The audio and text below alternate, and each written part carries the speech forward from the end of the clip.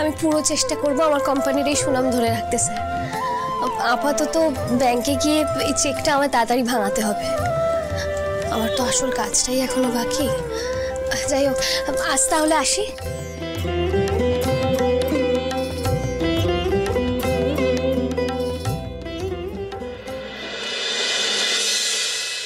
জিনিসগুলো দাও।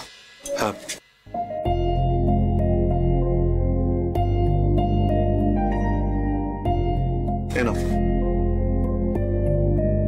বানিদি, সুলেখা, পুষ্প, এ নাও তোমাদের জিনিসগুলো নিয়ে নাও তো, দেখে নাও, ধরো।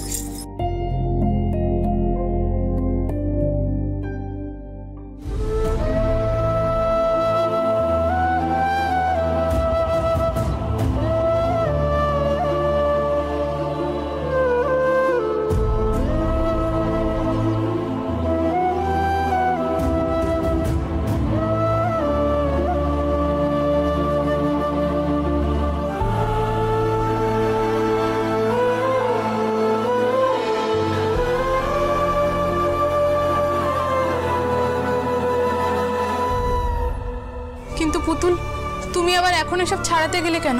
সারের অর্ডারের যা পেমেন্ট পেয়েছো তা দিয়েই তো এসব ছাড়াতে চলে গেল।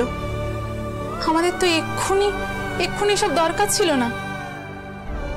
পুতুল দি, তুমি আমাদের উপর রাগ করে এগুলো ফেরত দিলে জানি, কিন্তু সেদিন সিধু যখন বললো আমাদের সর্বস্ব চলে গেছে, আমরা খুব ভয় পেয়ে গিয়েছিলাম গো পুতুল দি। হ্যাঁ পুতুল, আমরা সত্যিই চেয়েছিলাম যে এগুলো দিয়ে তুমি তোমার নিজের ব্যবসা বাড়াও।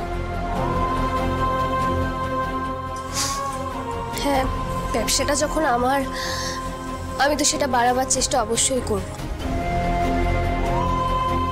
তবে কি বলো তো, এবার থেকে আমি যাই করব আমি নিজের ক্ষমতায় করব।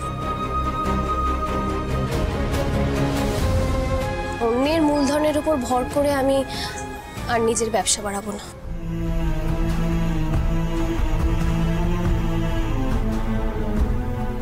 আচ্ছা যাক, এসব কথা বাদ দাও। বলছি, তোমরা জিনিসগুলো সবাই ঠিকঠাক পেয়েছো তো? একবার দেখে নাও, গয়নাগাটি, নগদ টাকা সব যে যা দিয়েছিলে ঠিকঠাক পেলে? হ্যাঁ হ্যাঁ, সব পেয়েছি। যাক, নিশ্চিন্ত হলাম। যতক্ষণ না এগুলো তোমাদের ফেরত দিচ্ছিলাম আমি নিশ্চিন্ত হতে পারছিলাম না। এবার আমাকে একটা কথা বলো তো, তোমরা সবাই যে জিনিসগুলো হারিয়ে ফেলার ভয় পাচ্ছিলে সেগুলো তো আমি তোমাদের ফেরত দিয়ে দিলাম, কিন্তু আমি যে হারালাম সেটা তোমরা আমায় ফেরত দিতে পারবে? তোমারও কি কিছু হারিয়েছে নাকি পুতুল দি? ও হারাইনি। সিধুর কথায় নেচে তোমরা সারা গ্রামের সামনে আমাকে যে